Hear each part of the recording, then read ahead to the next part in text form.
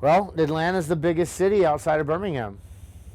Yeah. So when did you move to Atlanta? When did you? I moved to Atlanta in probably 95 or 94.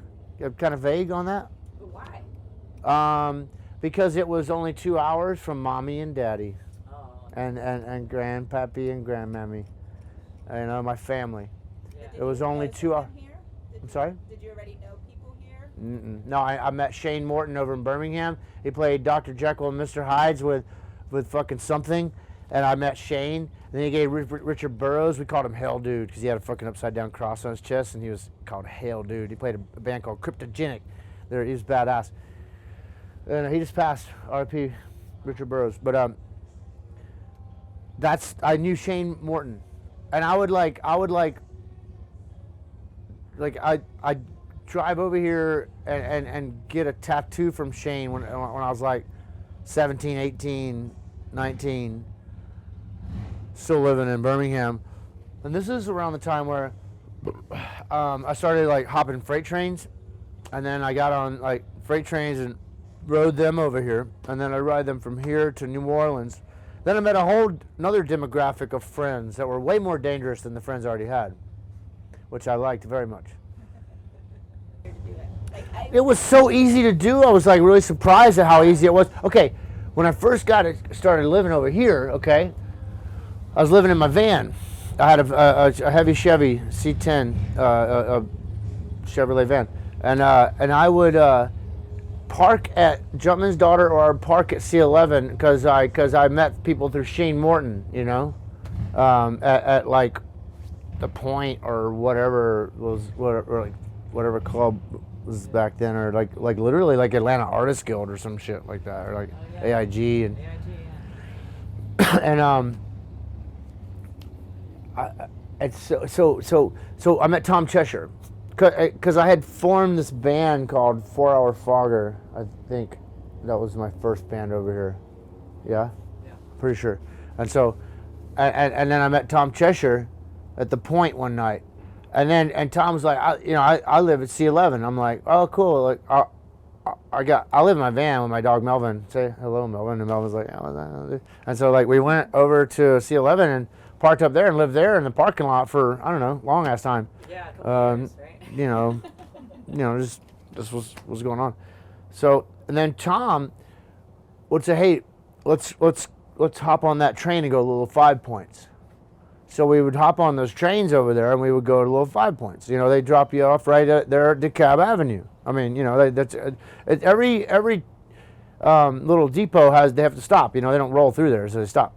So we would get off at DeKalb and we'd walk up to Little 5 Points and we would take the train always, not MARTA, we'd take the fucking CSX freight train.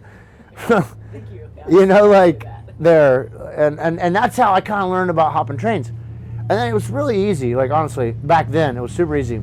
Now it's like Class A, federal trespassing and all this stuff, but like anyway, got into that, like really, just that one time when me and Tom got on the train, we did it several times, but said like, I was like, man, I want to take, when we got to Little 5 Points, I'm like, I'm going to keep going.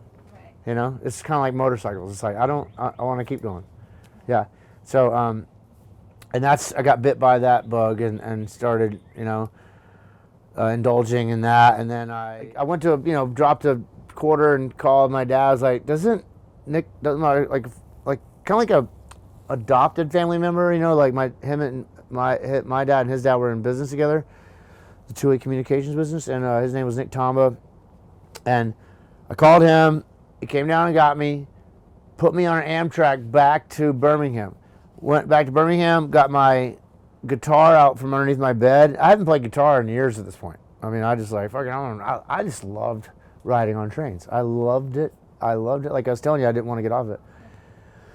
So, it's just, you know, I can't do this. You know, I got getting arrested twice. I got arrested twice. This is fucked up. You know, this is like, I don't even have a shirt. So, went home, get home, and then my dad gives me the van, and I move over here. That's how that all happened. And then, yeah. And so who was in 4 Hour Fogger? Me, Gary Lindsay, Troy Sanders, and Lionel O'Brien. You guys played a lot of shows at the warehouses and stuff. 4 Hour Fogger played all over. Like we go on little tours and we go, you know, I forget where we go, but we get in the van, we go on tour. We go like, you know, to other states. And we're like, yeah, man, I'm playing a gig. I remember being like Philly or Baltimore. And we did, you know, like we're like, I'm like 21. I don't really realize that Baltimore's a rough town. You know, I love it. You know, you see like this, hear this commotion, and you look over and there's like 2 naked people running down the street chasing each other. I'm like, it's rad. And like stuff like that. And then, you know, I'm just working it. Like I think. Oh yeah, Russell. I met this guy from Manchester, England, Russell Marshall. As we played the Masquerade one night, and it was and we like I could either be great or I'd be horrible back then, depending on what I was on, and like so we were great this night, and then like attracted some talkers, people that talked to us from other countries. They're from Manchester, England. Russell Marshall. He's like. I hung out with this guy all night, and then he's like, "So, like, what do you do?" Like, I said, "I play in this band." He's like, "No, what do you do for work?" I'm like, "I don't have a job, dude. Like, play in this band." And then he's like, "You want a job?" I'm like, "Doing what?" He's like, "Mixing concrete, laying bricks." I'm like, "Fuck yeah, you give me a job. You give me a job." He's like, "I'll give you a job." So then I got this job working with these Manchester brick mason guys, and I was like mixing mud, and then mixing mud, and then I got up to laying bricks, and then at that point, as where Gordon Arresti was an Italian guy from Pittsburgh, by the way. That like you know, those back then they'd call each other, like somehow they get in touch with each other, and they'd be like, "Hey man, you got like a worker that like I need this really horrible job done. Like it's really horrible. Like no one I know will do it." And they're like, "This guy, he'll do anything." Like and so it was, you know what it was? It was digging a tunnel. It was digging a tunnel from the MARTA station in Decatur out to the fucking sidewalk. It was a tunnel. I had to dig it with a army shovel, and it was for the Raging Burrito. So I dug that tunnel to connect their gas line, and that's how. And then after I did that for Gordon Arresti, like I got the best like reputation of I got work. I was working all the time after that, and I didn't need to work with these brick mason guys anymore.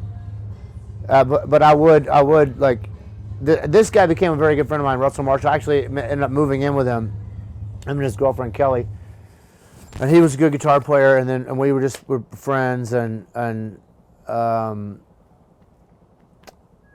yeah. So yeah, and then I was up with. Then I met Lode and Wes and all the Reeb guys, you know, and then got in with those guys, and then that's how we all met. It was through Gordon, who like kind of abstracted me from the Manchester and brickies, and or like passing me around to carpenters that I'll just do anything. Like, you know, like you need some footings dug, I'll dig it right now. Give me the shovel. Like we're cool, you know. You need rebar set? I'll set it right now. So we start rebar all day. Are you still friends with those guys?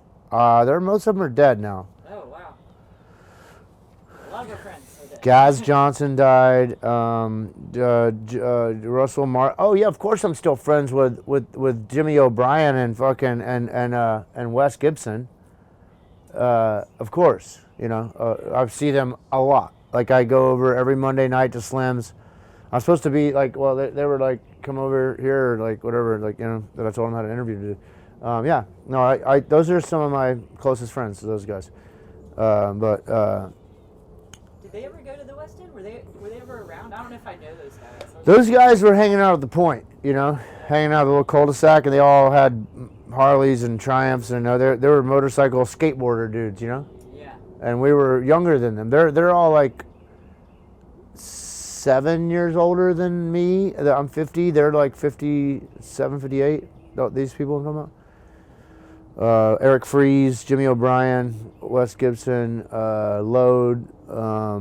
They're all TK. All these guys were professional skateboarders, you know, back in the day, in Thrasher magazine and shit.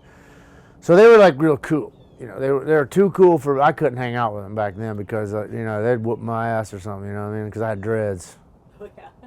So, but TK actually gave me my very first place to stay when I got to Atlanta was living in the Super X13 practice pad and my van. Whatever. If it got too cold, I'd go and live in there.